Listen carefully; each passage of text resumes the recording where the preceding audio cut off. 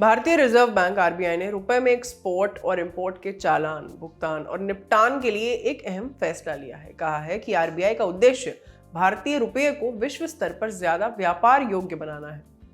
बात करेंगे कि ये फैसला क्या है, इसके क्या मायने हैं और इसे क्यों लिया गया। तो ये एग्जैक्टली है क्या? बात हो रही है अंतर्राष्ट्रीय स्तर पर व्यापार के लिए रुपए से सेटलमेंट करने की। ये मैकेनिज्म किसी भी व्यापार को रुपए में सेटल करने में मदद करेगा। जैसे हम कहीं बाहर देश जाने से पहले करेंसी कन्वर्ट कराते हैं डॉलर्स में, उसकी जरूरत शायद आगे आने वाले समय में ना पड़े। इससे पहले अंतर्राष्ट्रीय व्यापार आरबीआई के ट्रांजैक्शन कंट्रोल नियमों के तहत पूरी तरह से कन्वर्टेबल यानी परिवर्तनीय मुद्राओं में तय किया जाता था। पर अब चूंकि उद्देश्य ही रुपए की मदद से व्यापार, भुगतान आदि करना है, इसीलिए इन विदेशी मुद्राओं के भरोसे हमें नहीं रहना पड़ेगा। ट्रिविया के लिए जान लीजिए कि 5 मुद्राएं हैं: रेमिनबी, जापानी येन, पाउंड स्टर्लिंग, अमेरिकी डॉलर और यूरो। वर्तमान की बात करें तो डॉलर की तुलना में रुपया सबसे निचले स्तर पर है।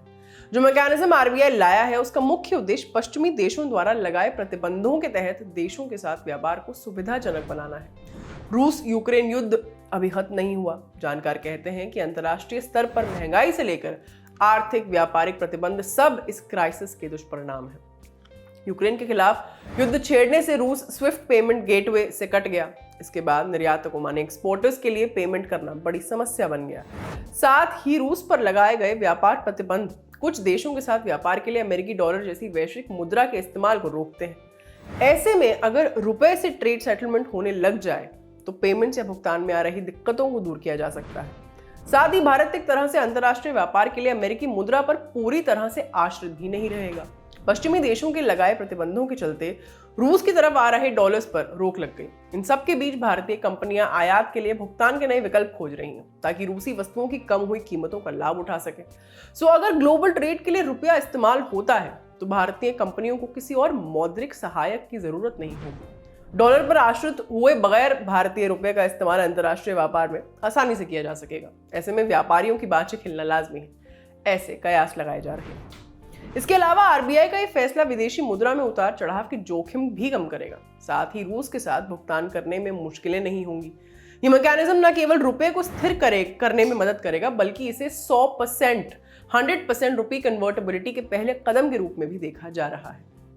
कहा यह भी जा रहा है कि इससे भारत के निर्यात को बढ़ावा देने और रूस से क्रूड ऑयल खरीदने में भी सहायता मिलेगी। इतना सब तो हमने आपको बता दिया, पर यह सब होगा कैसे? फिक्र मत करिए, बताए बगैर हम नहीं जाएंगे। अब लेन देन है पैसे का तो जाहिर है बैंक्स तो सीन में होंगे ही। उन्हीं से शुरू कर ये सब समझते हैं। इस मामले में जो बैंक अधिकृत माने ऑथराइज्ड डीलर होंगे उन्हें आरबीआई से अप्रूवल लेना होगा। चालान व्यवस्था के अंतर्गत सभी इंपोर्ट और एक्सपोर्ट को रुपए में डिनोमिनेट और इनवॉइस किया जा सकेगा। अब मुद्रा का आदान प्रदान है तो 2 पार्टी होंगी जिनके बीच ट्रांजैक्शन होगा। इन भागीदार देशों की मुद्राओं के बीच का एक्सचेंज रेट मार्केट नियमित होगा, माने मार्केट डिटरमाइंड होगा। एक्सचेंज रेट का खास ख्याल रखना जरूरी है ताकि किसी भी देश को नुकसान या उससे जुड़ी अस्थिरता न महसूस हो। आयातक और निर्यातक दोनों को भागीदार देश के बैंक से जुड़े एक खास अकाउंट का उपयोग करना होगा। इसे स्पेशल वोस्त्रो खाता कहते हैं, यानी स्पेशल वोस्त्रो अकाउंट। यही अकाउंट्स या खाते विदेशी मुद्रा प्रबंधन अधिनियम फेमा 1999 के अधीन परियोजनाओं और निवेशों, आयात निर्यात, अग्रिम प्रभाव प्रबंधन, ट्रेजरी बिल्स के भुगतान में इस्तेमाल होंगे। पर वोस्त्रो माने क्या?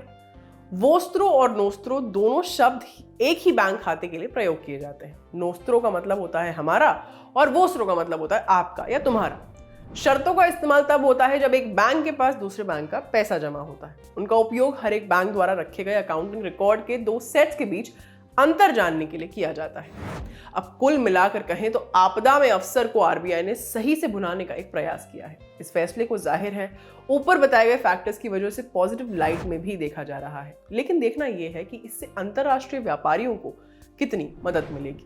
और जाते जाते एक और बात, एक न्योता है। जुड़िए लल्लन टॉक की नई पहल रंगरूट से। रंगरूट जहां बात होगी युवाओं की, बात होगी पढ़ाई लिखाई, कॉलेज, यूनिवर्सिटी, कैंपस और करियर की। यूट्यूब चैनल और फेसबुक पेज का लिंक डिस्क्रिप्शन में है। लाइक करिए, सब्सक्राइब करिए और दबा कर शेयर करिए। कैमरा के पीछे है मोहन, मेरा नाम है आस्था राठौर। अपना ख्याल रखिए और देखते रहिए द लल्लन टॉक। शुक्रिया।